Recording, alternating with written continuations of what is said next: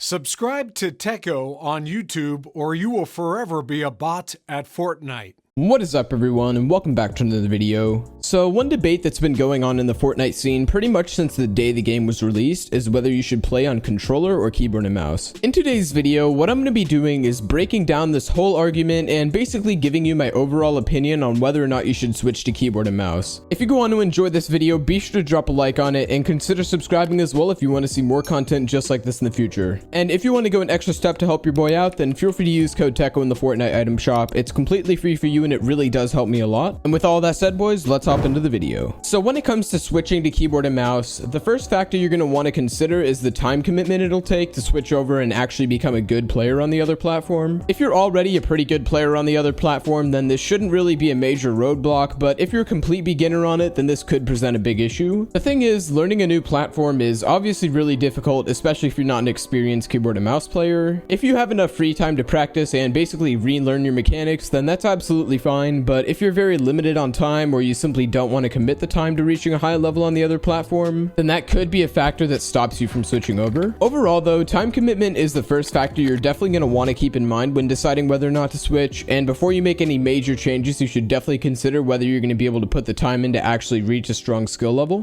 With that said, guys, the next topic to consider when talking about whether or not you should switch to keyboard and mouse is the price. When it comes to pricing, switching to keyboard and mouse can be really expensive, and that's another factor that might move someone away from making the switch. For example, if you're trying to get a stacked keyboard and mouse setup, a common example might be something like the Logitech G Pro Wireless, which is $150 US, and then something like the SteelSeries Apex Pro, which is just under $200. That makes about $350 combined, and that doesn't even include shipping. Now, of course, there are plenty of cheaper options you can get, but the fact still remains that if you're trying to get a top-level keyboard and mouse setup, it's going to be quite expensive. But on the other hand, if you're playing controller, you're typically going to have a $60 controller and that's it, or you might get extra fancy and buy a scuff controller or something like that, which tends to be around $200, which is still quite a bit less than a top-level keyboard and mouse. Moving on from that though, the third factor I want to discuss is probably the one that matters most to a lot of players, and that's the actual mechanical ability of each platform. There are numerous disadvantages and advantages to both sides here, so I'm going to quickly go over each platform and some of its advantages. Starting off with controller, the mechanical advantage that probably comes to your mind first is obviously aim assist. Now, when it comes to aim assist, there's really not that much to discuss here that you probably don't know already. I'd say that basically it's easier on controller to have good aim since, well, your computer helps you. Now, some people might argue that since aim assist has been nerfed a few times that it makes controller not worth playing, but it's still a fact that aim assist still does work and it definitely makes a difference, although it might be slightly less of a difference than the literal aimbot controller had back in Chapter 2 Season 1. Either way, the fact of the matter is that aim assist is still a really powerful feature for controller, and it makes it easier to hit shots consistently, which can be a big factor if you don't have strong mouse control or general aim on keyboard and mouse. Another thing to keep in mind with controller is that you have full 360-degree movement. On keyboard, unless you have a specific type of keyboard or use external software, you're only able to move in 8 different directions, while on controller you can move your stick in an entire circle and move in whichever direction you want. This feature is of course extremely useful in fights, and it makes it a lot easier to peek and get some good shots off, along with avoiding getting hit yourself. Now, on the other hand, keyboard and mouse definitely has a few of its own advantages, one major advantage being flexibility. On keyboard and mouse, you simply have so many potential keybinds that you can set as opposed to controller, and it tends to be a lot easier to fit it to your personal preference. While controller does have the advantage of building and editing sensitivities, this is really offset by the fact that on keyboard you have a bunch of mouse rooms, so you're pretty much able to instantly switch from fast to slow, wild to precise, and basically adjust your playstyle as you go. While on controller, even though you do have building and editing sensitivities, it's really just hard because you have less room to work with. Alongside that, the sheer amount of keybind combinations that you can set on keyboard and mouse just makes it so much better in my opinion. Another advantage you have on keyboard and mouse is scroll wheel reset, which doesn't really require much explanation. Some controller players can edit and reset fast, but there's just no way to compete with the speed you can get by simply flicking your scroll wheel. And when it comes to box fighting and general mechanics, this is another reason why you might want to choose keyboard and mouse. So with that said, guys, in this last part of today's video, what I want to do is basically give you my overall opinion on the matter and whether or not I think you should switch to keyboard and mouse in Fortnite. Just remember that this is just just my opinion, and you can feel free to disagree with me. However, I will say that assuming you're willing to commit the time and you can afford to get some solid equipment, then I think that switching to keyboard and mouse is worth it. 360-degree movement, aim assist, and all the other stuff is great, but there also is a limit to how much you can really do since a controller is really small and has limited buttons. For a game as complex as Fortnite with the amount of features it has, the level of flexibility and control that you have with keyboard and mouse just seems to be the more promising option for the long term. Once again though, this is just my opinion, and if you find that the pros outweigh the cons, then there's no problem with still playing controller. Obviously, I'm not here to tell you that controller is bad and keyboard and mouse is good, and a lot of it's going to come down to preference. But with all that said though, that's going to wrap it up for this video. Let me know down in the comments which platform you play on and which platform you personally think is better. In my personal opinion, keyboard and mouse just seems to be the more promising option for the long term, and it seems to have a higher skill ceiling since it's so flexible, but I am really curious to hear what you all think. Once again though, it's really all up to opinion, and if you disagree with me, then there's nothing wrong with that. It's obviously been proven time and time again that both platforms can dominate and competitive alongside one another. With that said though, if you enjoyed this video, be sure to drop a like on it and consider subscribing as well if you want to see more content just like this in the future. And finally guys, once again, if you want to help your boy out a bit extra, then consider using code Teckoh in the Fortnite item shop. It's completely free for you and it really does help me a ton. But with all that said, thank you all for watching this video, and I'll see you guys in the next one. Bye for now.